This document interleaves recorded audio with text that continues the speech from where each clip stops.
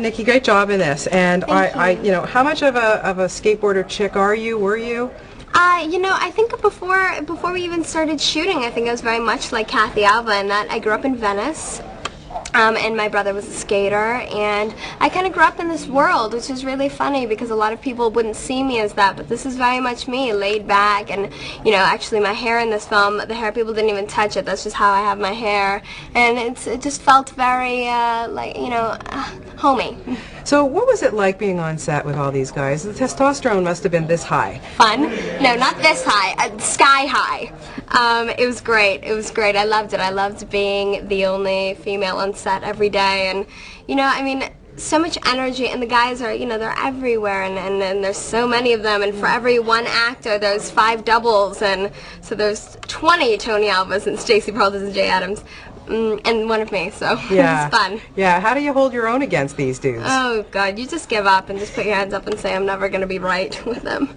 Boys, that's how you got to do it, right? Absolutely. It took me a while to learn. What impressed you most about the 3 guys once you saw them really at work? I'm so proud of all 3 of them. They're such wonderful young men, and stepping into a situation like this would be terrifying for me, and they did such a great job. I don't even know what else to say. Some of them, one of the 3 guys had never even stepped on a skateboard, and the other 2 were slightly familiar, but not enough so to play legendary skateboarders, and so it was, a task that I don't know if anyone knew that they could achieve going into it, and they did. Yeah. Wonderfully. The movie rocks. I mean, it's just so amazing. They're really. And to capture not only that, but they all came from different parts of this country with different attitudes and different vibes, and to put all that aside and play, someone who's very well known. It was like, I was watching an interview with Kate Blanchett when she was, obviously in The Aviator. It's someone who's so well known, and to be portraying that it's scary. Yeah, and they did a great job. Yeah, really. And so did you. Really good job. Thank you. Now, Catherine, you go way back with Catherine. Way You guys are, what can I say? 2 peas in a pod. I say. Why was she the perfect woman to direct this movie? I think that it required a certain amount of energy, and her and Elliot Davis, the cinematographer, are such a great team. And I think that the style, you watch 13, and a lot of people compare it to a documentary, and this film is following a documentary. And I think a lot of people just knew that she was the woman for the job. She grew up she didn't grow up in Venice, but she's lived in Venice for how many years now, and she has that sort of vibe too. And she nailed it. She nailed it. And she almost killed herself. And she almost, right. Yeah, that was a bad word to use. Nailed it, yeah. Wow. That must have been a little frightening seeing her in that pool. It's not even the word, it's an understatement.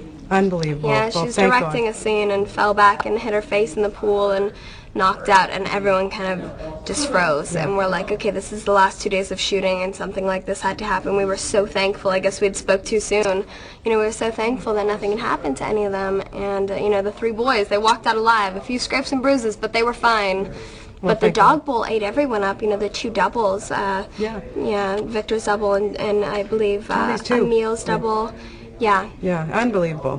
Collarbone broken, and one of the guys who was a professional skater, his name was Griffin. I don't feel like these guys get enough credit. Griffin broke his leg and still can't skate, and this was his life before Dogtown. Wow. And he still can't, so I think that these guys deserve a lot more credit than they're getting, the doubles. I wanted to say, 13 was one of the most outstanding films I've seen. Thank you. It really was. I was Thank so you. sorry that you didn't come to Toronto with Catherine to talk about them, because it was just so awesome, and Thank you so much. To provide what you did in that film, hats off to you. How has life changed for you since that came out? I've grown up.